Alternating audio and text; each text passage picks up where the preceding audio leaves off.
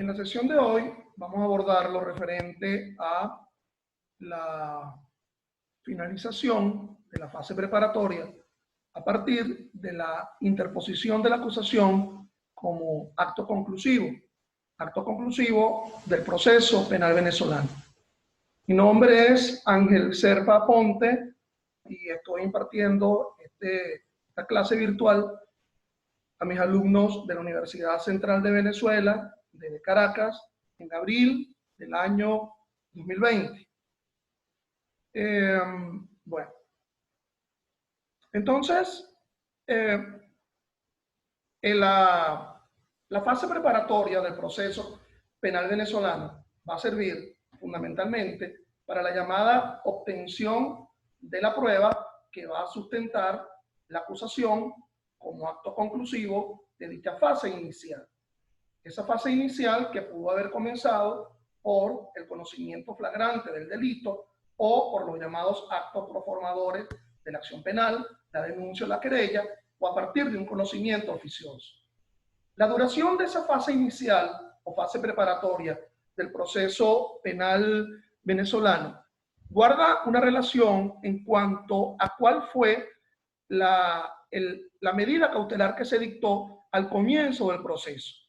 Si lo que se dictó fue una medida judicial preventiva, privativa de la libertad, entonces está urgido el Ministerio Público de concluir dicha fase preparatoria con la presentación de una acusación. Si en cambio lo que se dictó fue una medida cautelar sustitutiva, ya no hay tanta prisa, es decir, no hay tanta perentoriedad, aunque necesariamente debe haberla porque se trata de un proceso penal, por leve que sea. La medida de coerción personal siempre afecta la libertad, pero más o menos se ubica en el lapso, en el término que establece la conjunción de los artículos entre 295 y 296, que iría aproximadamente entre 8 meses y 2 años. Entonces, la conclusión de la fase preparatoria a partir de una acusación conduce a lo que se denomina un convencimiento positivo. Es decir, el fiscal del Ministerio Público ya entiende que existe un positivo de su parte.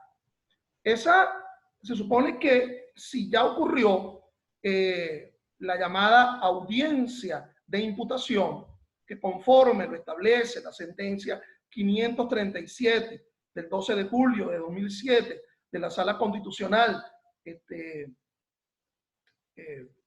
funciona como una audiencia de imputación, y ya no solamente como una simple audiencia de presentación.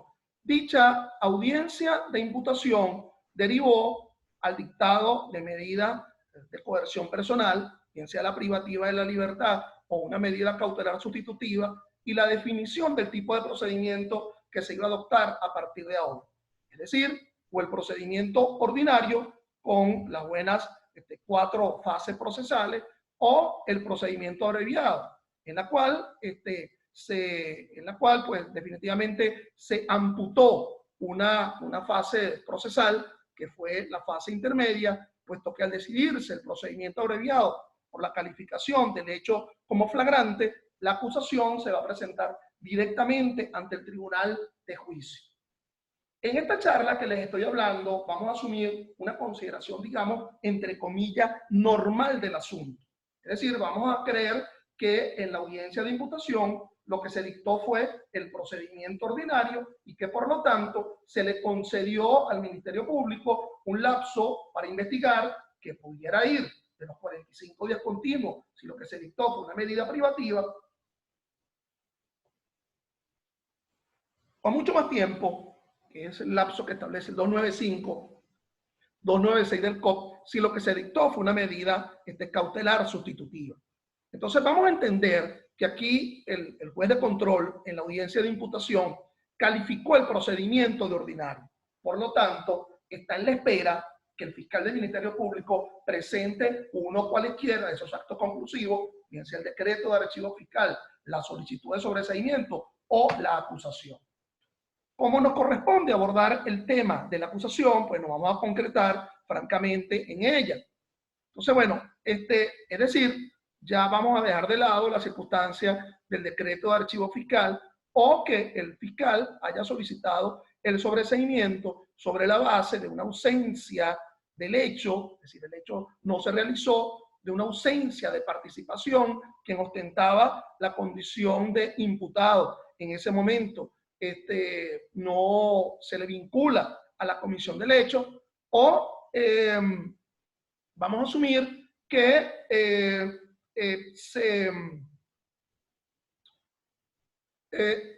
o sí, definitivamente hay pruebas, hay elementos de convicción, ¿verdad?, que de alguna forma permiten presentar una acusación sobre la base de lo que establece el 308 del Código Orgánico Procesal Penal.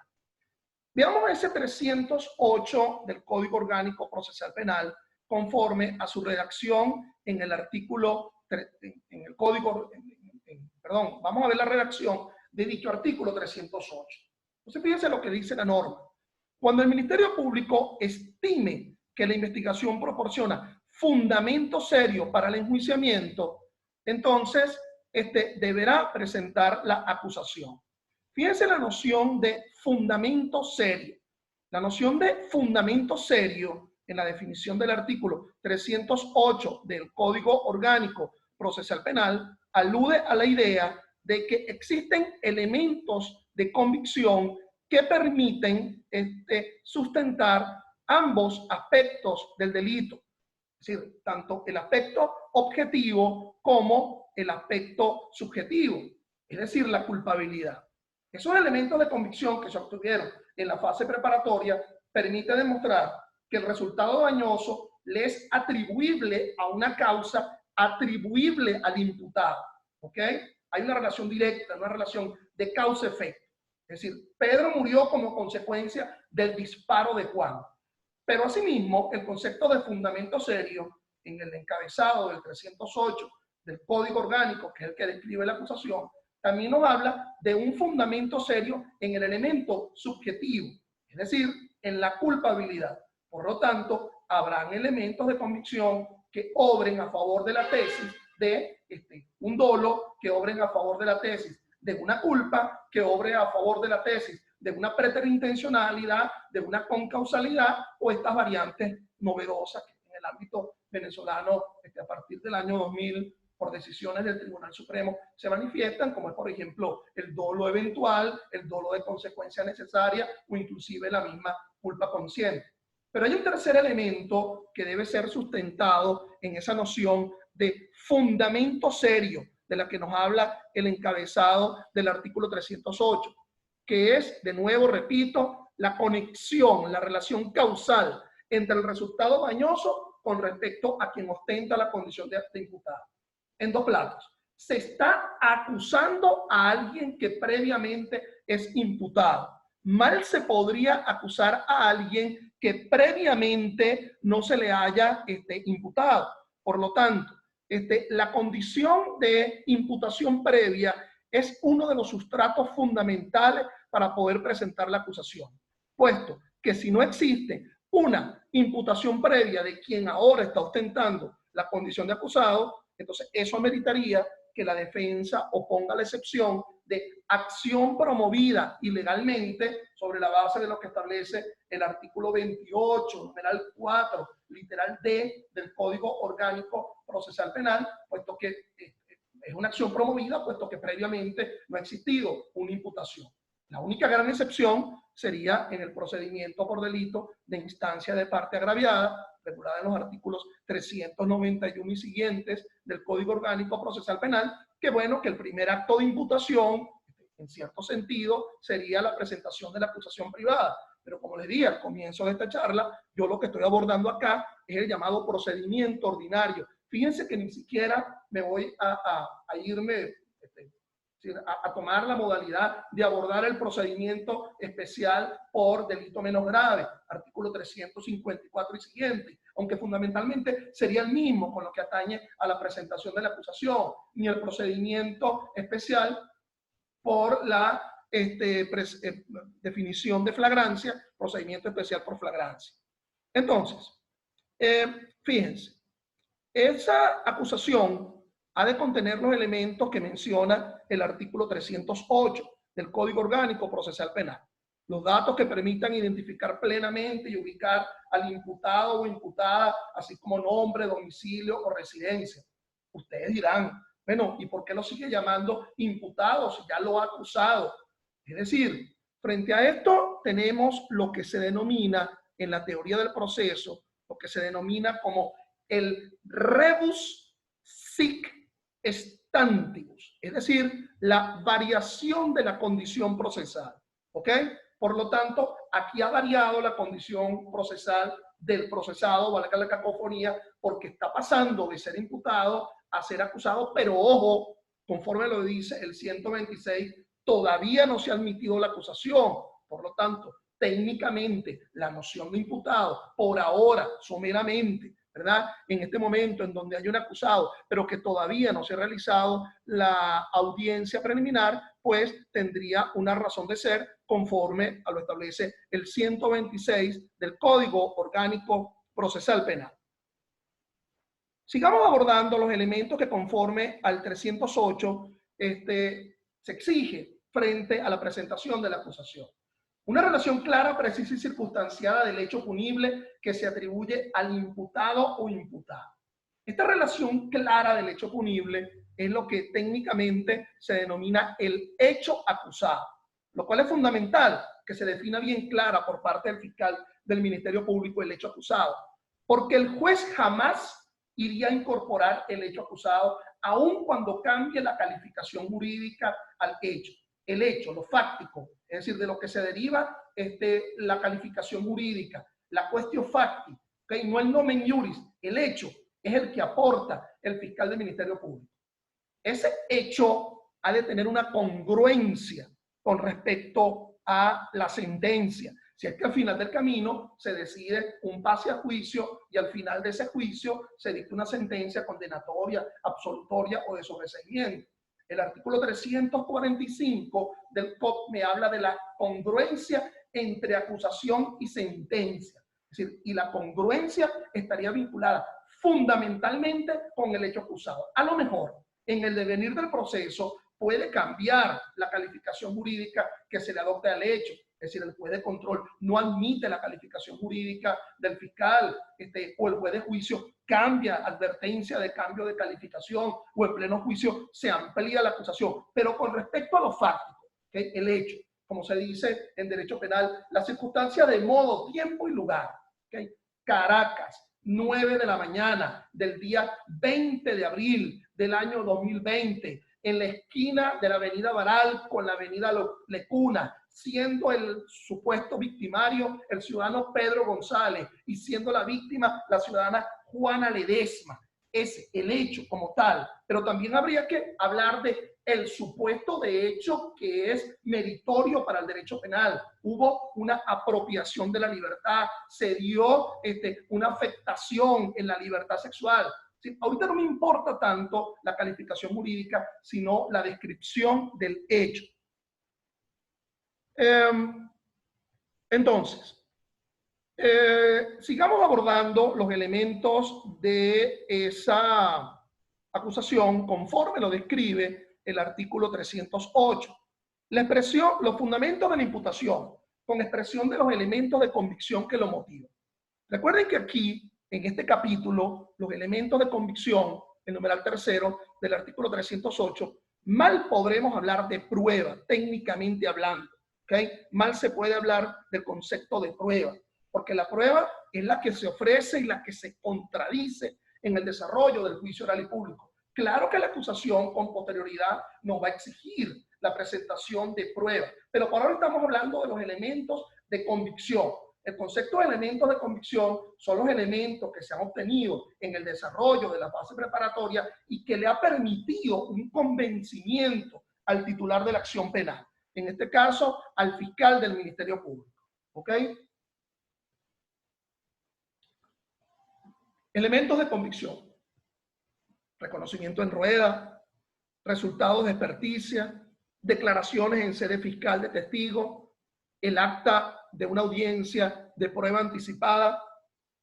Posteriormente, el propio artículo 308 nos exige otro elemento: la expresión de los preceptos jurídicos aplicables. Nos dice el numeral 4 de dicho artículo 308. Es decir, cuidado con la idea de que como el juez de control pudiera cambiar la calificación, ¿verdad? Porque se lo permite, inclusive el 313 del Código Orgánico Procesal Penal, darle una calificación distinta.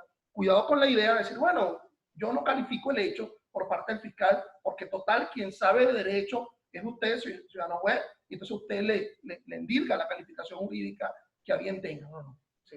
El concepto de calificación jurídica forma parte de la llamada incriminación por la cual el fiscal imputa como titular de la acción penal. Ese fiscal del Ministerio Público, como titular de la acción penal dentro de un sistema acusatorio, pues tiene la facultad pues de investigar, de promover coerción, de encontrar elementos, de imputar, de probar en el desarrollo del juicio oral y público. Otro de los elementos que se describe en dicho artículo 308 es el ofrecimiento de los medios de prueba que se presentarán en el juicio con indicación de su pertinencia o necesidad.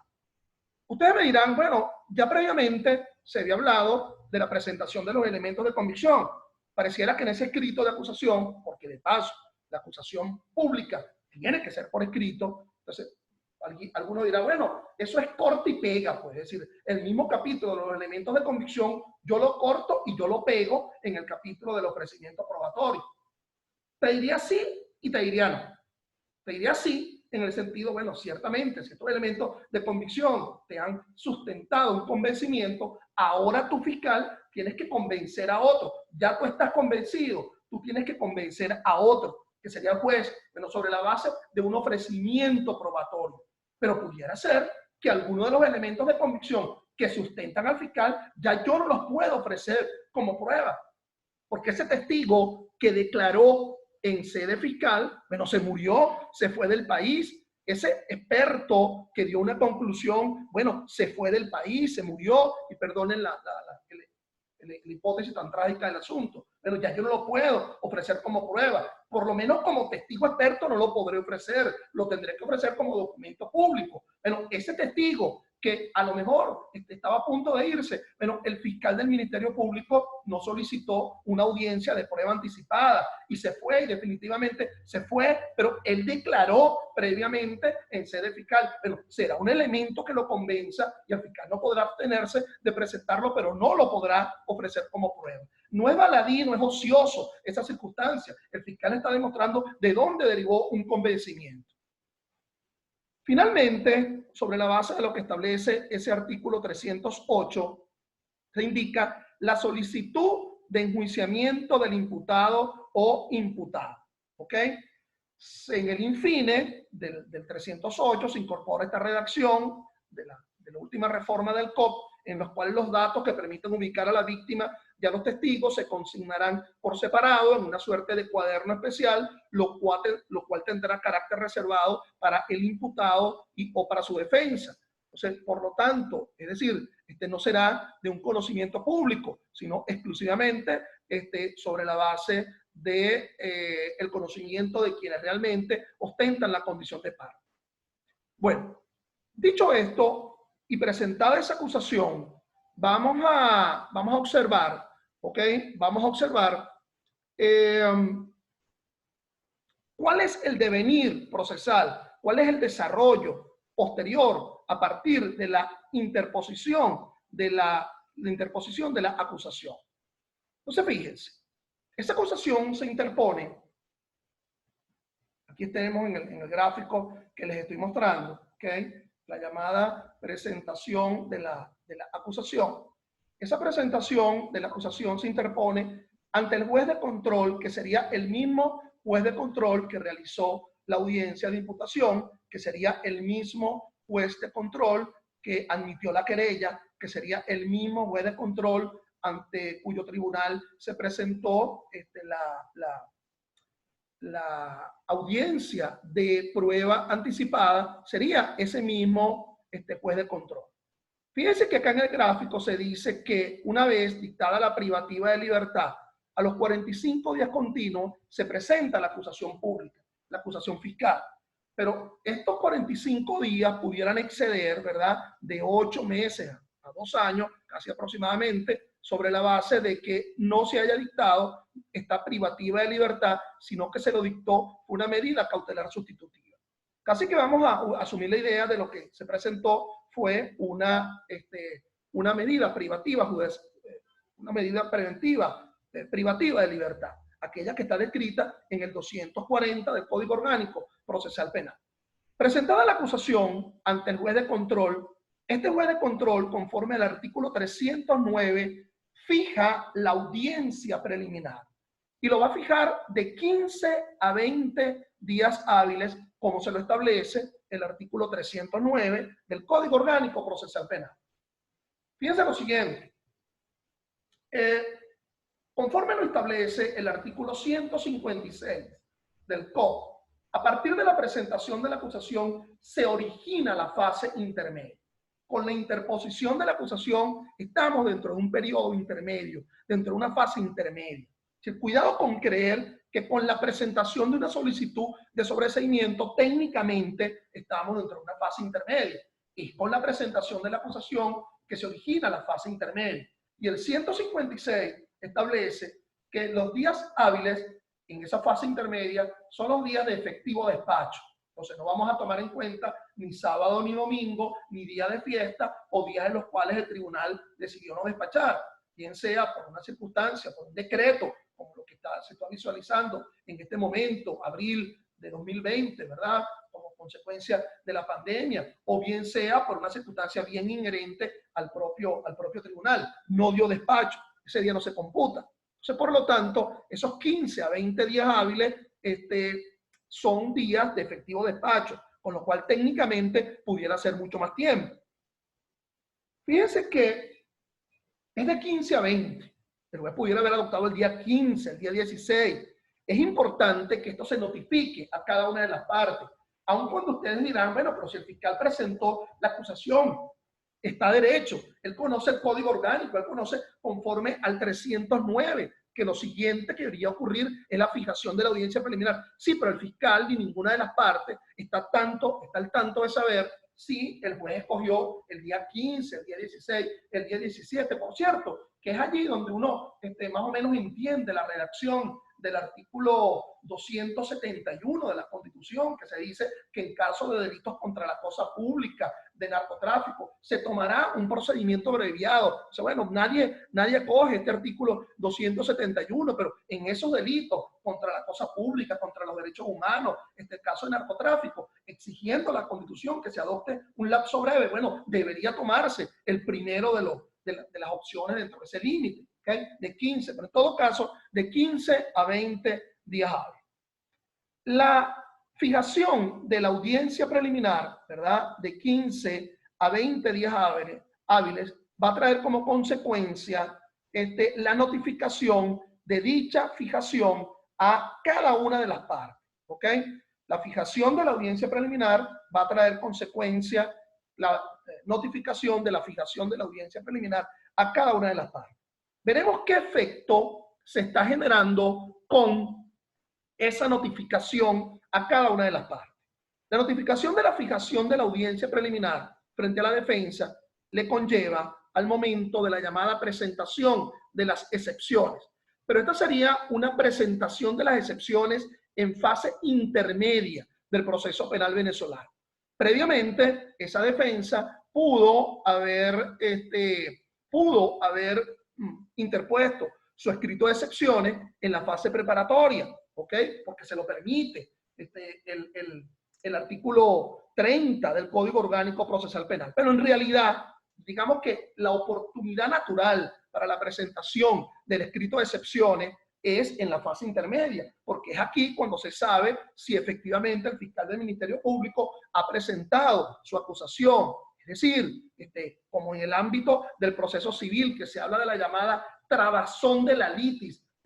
La litis se traba sobre la base de, al momento de cuando se presenta la acusación, entonces, bueno, el acusado tendrá la posibilidad, el demandado tendrá la posibilidad de oponer poner defensas de fondo, ya pagué, cedí, no ve, o puedo oponer cuestiones previas, ¿okay? La cosa juzgada, la falta de capacidad, la prejudicialidad. Lo más parecido en el proceso penal a esas cuestiones previas del proceso civil es las llamadas excepciones. Y las excepciones están descritas en el artículo 28 del Código Orgánico Procesal Penal. Casi que la excepción, bueno, más importante en este caso, pues sería la acción promovida ilegalmente, aquella que está descrita en el artículo 28.4 del Código Orgánico Procesal Penal. Es decir, ¿qué se quiere con esa excepción? Bueno, con esa excepción se quiere atacar, definitivamente se quiere atacar la acusación, se quiere que no sobreviva la acusación, ¿ok? Se quiere que con la declaratoria con lugar de la excepción, en su lugar el juez de control lo que dicte es una sentencia de sobreseimiento. La fijación de la audiencia preliminar también va a conllevar un efecto con respecto a otra parte. Y aquí ustedes ven en el gráfico que yo lo denomino prueba nueva, pero en realidad el Código Orgánico Procesal Penal, ¿verdad? En el artículo 311, en el artículo 311.8, como lo tienen ante sus ojos, lo denomina así mismo, prueba nueva. Y yo tiendo a denominarlo prueba ulterior. Fíjense lo que dice el 311. Hasta 5 días antes del vencimiento del plazo fijado para la celebración de la audiencia preliminar, las partes podrán realizar lo que establece, pues, es, vámonos directamente al numeral 8, ¿verdad?, de dicho artículo 311, es decir, ofrecer nuevas pruebas de las cuales haya tenido conocimiento con posterioridad a la presentación de la acusación fiscal. Entonces, fíjense, las partes en su totalidad pueden presentar esas pruebas nuevas que fueron conocidas, es decir, de forma ulterior. Es decir, fueron pruebas nuevas de las cuales se tuvo conocimiento una vez que se presenta la acusación. Y ustedes dirán, bueno, pero ¿qué pasa con las pruebas de la defensa? La oportunidad de presentación de pruebas por parte de la defensa va a ocurrir acá, ¿verdad? En el llamado escrito de excepciones. En el escrito de excepciones, la defensa podrá presentar lo que se denomina la prueba de descargo. Pero ojo, oído con esto. Es decir, la defensa no tendría por qué probar nada. Si la defensa pudiera ser que someramente manifieste dentro del escrito de excepciones, me acojo a la comunidad probatoria. Es decir, esa defensa, fundamentalmente en el escrito de excepciones, lo que tendría que decir, esa acción está promovida ilegalmente, ataca la acusación y luego, finalmente, como quien no quiere la cosa, se dice, y en el supuesto negado que se ha declarado improcedente este escrito de excepciones, paso a promover la prueba con la cual pretendo sustentar la tesis, sustentar la defensa de mi defendido. De paso, es un derecho, no es un deber, porque quien tiene que probar dentro de un sistema acusatorio es el titular de la acción penal. Muy malo sería que un defensor en el escrito de excepciones, encabezando el escrito de excepciones, lo primero que coloque es paso a promover la prueba, porque diciéndolo así, comportamiento procesal de la parte, lo que estaría haciendo querer ver es que se admita la acusación y que esas pruebas sean conocidas en el juicio oral y público. No, lo primero que se haría es atacar la acusación, ¿verdad? Buscando que se declare con lugar la excepción para que se dicte el sobreseimiento. Y en el evento negado, porque hay un 50 y 50% de probabilidad de que ello no ocurra y se dicte la autoapertura a juicio, bueno, ya de una vez la defensa ha ofertado su respectiva prueba. Entonces, cuando estábamos abordando el tema de la prueba nueva conforme al 311.8 del Código Orgánico Procesal Penal, esta prueba nueva es una prueba que ha conocido el Ministerio Público después de presentar la acusación pública, o una prueba nueva que ha presentado, que ha conocido en la defensa. Supónganse ustedes, si el primer día de ese lapso que va de 15 a 20 días, haya presentado el escrito de excepciones y allí haya ofertado la prueba. Pero podrá decir, bueno, conozco una prueba con posterioridad al momento en que presenté mi escrito de excepción. El tercer efecto